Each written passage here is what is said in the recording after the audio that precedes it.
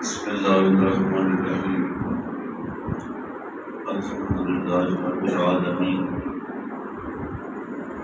والعاقبة للمتقين والصلاة والسلام على أشرف الأنبياء والمرسلين أما بعد فأعوذ بالله من الشيطان الرجيم بسم الله الرحمن الرحيم عن ابي هريره قال قال رسول الله صلى الله عليه وسلم السخي قريب من الله قريب من الجنه قريب من الناس بعيد من النار والبخيل بعيد من الله بعيد من الجنه بعيد من الناس قريب من النار وَلَجَاهِلٌ سَخِيٌّ أَحَبُّ إِلَى اللَّهِ مِنْ عَابِدٍ بَخِيلٍ رواه الترمذي أو كما قال رسول الله صلى الله عليه وسلم الصلاة والسلام عليك يا سيدي يا رسول الله وعلى آلك وأصحابك يا حبيب الله الصلاة والسلام عليك يا سيدي يا سيد المرسلين وعلى آلك وأصحابك يا سيدي يا رحمة للعالمين صلى الله عليه وسلم. حضرت سیدنا ابی ہریرہ رضی اللہ تعالی عنہ حضور کائنات حضور رحمت للعالمین صلی اللہ علیہ وسلم کی ایک پیاری حدیث پاک کی روایت کرتے ہیں اور یہ حدیث پاک ترمذی شریف کے اندر موجود ہے. حضرت ابی ہریرہ رضی اللہ تعالی عنہ کہتے ہیں کہ قال رسول اللہ صلی اللہ علیہ وسلم کہ حضور نبی کریم رؤوف الرحیم رحمت عالم صلی اللہ علیہ وسلم نے ارشاد فرمایا السخی قریب من اللہ. جو سخی شخص ہوتا ہے سخاوت کرنے والا ہوتا ہے اللہ کی محبت میں مال خرچ کرنے والا ہوتا ہے اس کو اللہ قریب 3 بڑے انعامات سے نوازتا ہے. پہلا انعام یہ ہے کہ قریب من اللہ وہ اللہ کے قریب ہو جاتا ہے. دوسرا انعام یہ ہے قریب من الجنت وہ جنت کے قریب ہو جاتا ہے. اور تیسرا انعام یہ ہے قریب من الناس وہ لوگوں کے قریب ہو جاتا ہے. تینوں انعامات بہت بڑے ہیں کہ وہ اللہ کے قریب ہو جاتا ہے جنت کے قریب ہو جاتا ہے اور لوگوں کے قریب ہو جاتا ہے. بعید من النار اور چوتھی بات یہ ہے کہ وہ نار سے دوزخ سے دور کر دیا جاتا ہے. ظاہر ہے قریب من الجنت جب جنت کے قریب ہوتا ہے تو بعید من النار دوزخ سے آگ سے خود بخود دور ہو جاتا ہے چونکہ وہ جنت کے قریب ہو گیا ہے.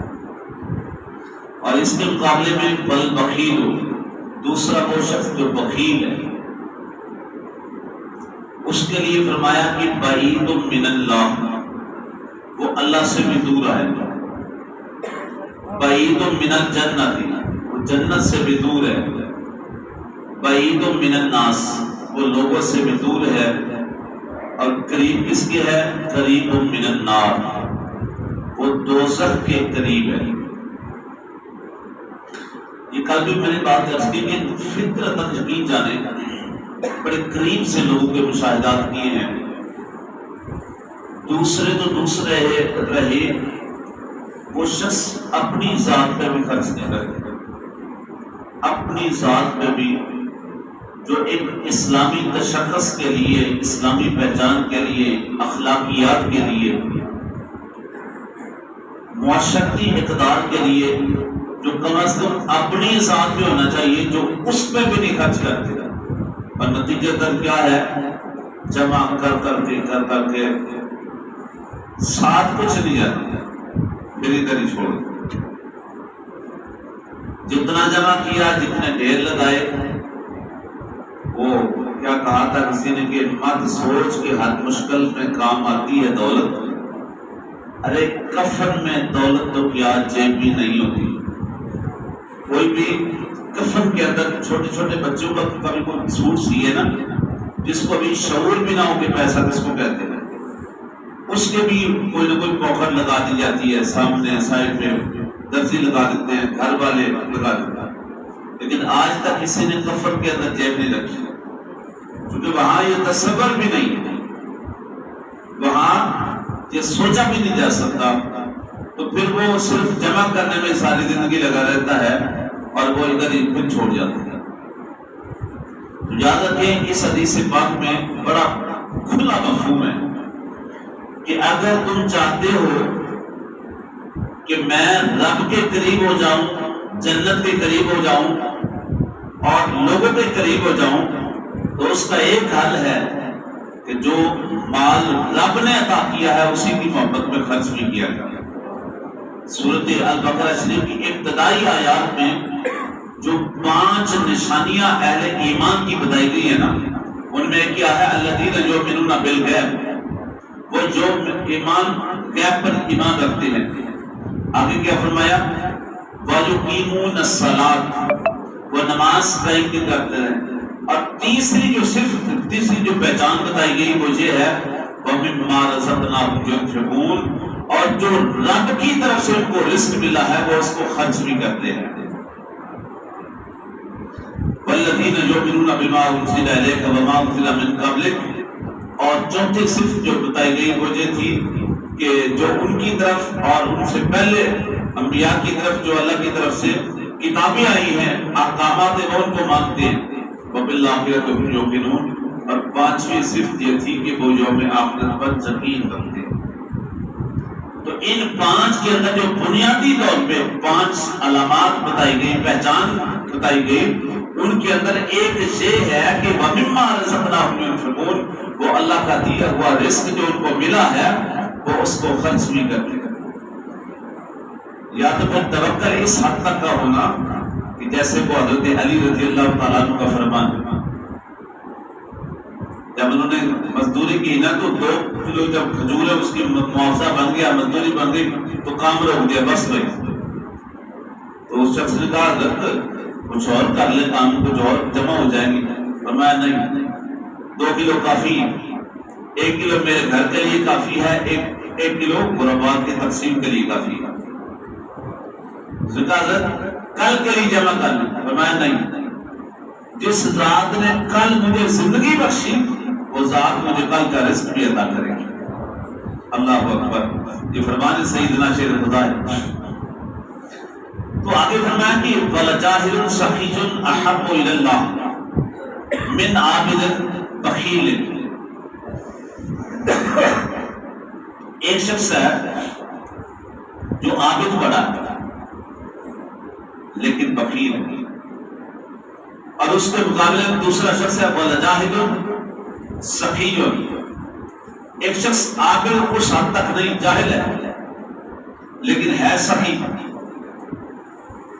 اب دونوں میں ایک زیادہ سجدہ ریزیاں کرتا ہے لیکن بخیل ہے، اور دوسرا سجدہ ریزیوں میں کم ہے لیکن سخی ہے۔ یہ میں نہیں کہہ رہا، فرمان مصطفیٰ ہے، ترمذی شریف کی حدیث سے پاک اٹھا کے دیکھ لیجیے۔ حضور فرمایا احب الی اللہ، ان دونوں میں سخی اللہ کے زیادہ قریب ہے، سخی اللہ کو زیادہ پسند ہے، سخی اللہ کے زیادہ قریب ہے۔ احب الی اللہ، اللہ کے نزدیک بہت زیادہ پسندیدہ ہے۔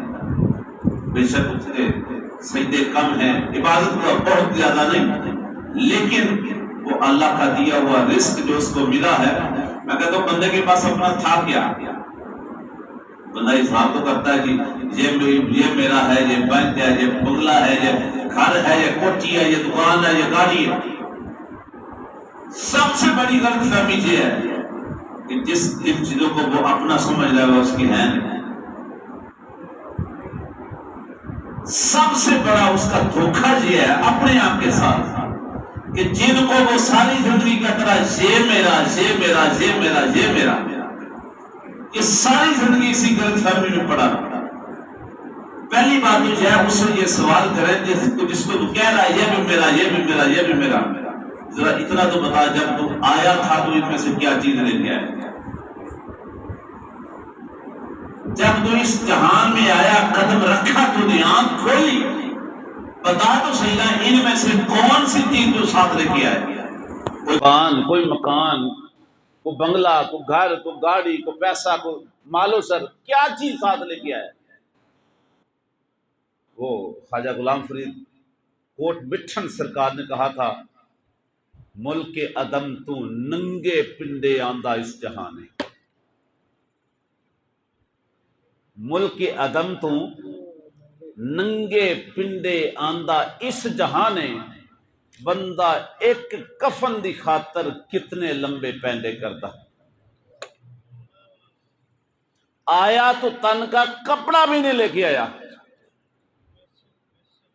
اور جائے گا تو اس جہان سے صرف ظاہراً اگر کوئی چیز اسے مل سکتی ہے، بھلے اس کے پاس دوست بھی زیادہ ہوں، رشتہ دار زیادہ ہوں، اہل خانہ بڑی محبت کرنے والے ہوں، بڑی چاہت رکھنے والے قبیلہ ہو، رشتہ داری ہو، بہت زیادہ مال و زر ہو، سب کچھ اس کے پاس ہو، بڑی گاڑی بھی ہو، گھر بھی ہو، بنگلہ بھی ہو، بینک بیلنس سب کچھ بھی ہو، لیکن پھر بھی جاتے ہوئے جتنا بھی کوئی عزیز ہے، قریب ہے، رشتہ دار چاہنے والا ہے، اگر سب سے زیادہ کوئی تیرے ساتھ بہت زیادہ چاہت کرے گا تو صرف ایک کپڑے کا ٹکڑا تمہیں ملے گا بس۔ ظاہراً اگر یہاں سے کچھ لے کے جا رہا ہے اس جہان سے تو وہ کیا لے کے جائے گا؟ صرف ایک کپڑے کا ٹکڑا۔ تیرے جسم پہ تیری قیمتی گھڑی نہیں چھوڑے گا، تیرا قیمتی لباس نہیں چھوڑے گا، تیرا قیمتی جوتا تیرے ساتھ نہیں جائے گا، کچھ بھی نہیں جائے گا۔ اجڑ گئے وہ باغ جس کے ہزاروں مالی تھے، گیا جب سکندر دنیا سے تو دونوں ہاتھ خالی تھے، کچھ نہیں لے کے جائے گا۔ تو سب سے پہلے تو بندہ اس غلط فہمی کو دور کرے کہ جس کو میں میرا میرا میرا میرا میرا کہہ رہا ہے وہ اس کا نہیں ہے، نہ آتے ہوئے اس کا تھا نہ جاتے ہوئے اس کا ہے۔ بندہ یا آتے ہوئے کی اوقات یاد کر لے یا جاتے ہوئے کا انجام یاد کر لے، بات کھل کے سامنے آ جائے گی، غلط فہمی دور ہو جائے گی۔ نہ میں آتے ہوئے کچھ ساتھ لے کے آیا، نہ جاتے ہوئے کچھ ساتھ لے کے جانا، تو پھر میرا کدھر کا رکھوں؟ بندہ کہیں بسیرا کرتا ہے نا باہر جا کے، تو کہتا ہے چلو جی آپ مکان خالی کرو، تو وہ سارا کچھ اٹھا لیتا ہے، جو اس کا ہوتا ہے وہ سارا کچھ اٹھا لیتا ہے، ادھر سے تو اٹھا کے لے آیا، اب یہاں سے جب آگے کوچ کرنا ہے تو پھر اٹھا کے دکھانا، پھر لے جا کے دکھانا، تو ساری غلط فہمی دور ہو گئی۔ نہیں، جس کو ساری زندگی میں اٹھا کے پھرتا رہا، یہ بھی میرا، یہ بھی میرا، یہ بھی میرا، یہ تو میرا ہے ہی کچھ بھی نہیں۔ اللہ اکبر۔ تو عزیزان محترم، اس حدیث پاک کی روح یہ ہے کہ اللہ کے قریب وہی زیادہ شخص اللہ کے قریب ہے، جنت کے قریب ہے، لوگوں کے قریب ہے، کہ میں نہیں کہہ رہا یہ فرمان مصطفیٰ ہے، وہ شخص ہے کہ جو اللہ کا دیا ہوا رزق اس کی محبت میں خرچ بھی کرتا ہے، اللہ کا دیا ہوا جو مال ہے وہ اسی کی راہ میں خرچ بھی کرتا ہے، وہ اللہ کے قریب ہے، قریب من الجنہ، وہ جنت کے قریب ہے، قریب من الناس، وہ لوگوں کے قریب ہے، بعید من النار، اور وہ دوزخ سے دور ہے۔ اللہ کریم ہم سب کو اعمال صالحہ کی توفیق عطا فرمائے، آمین۔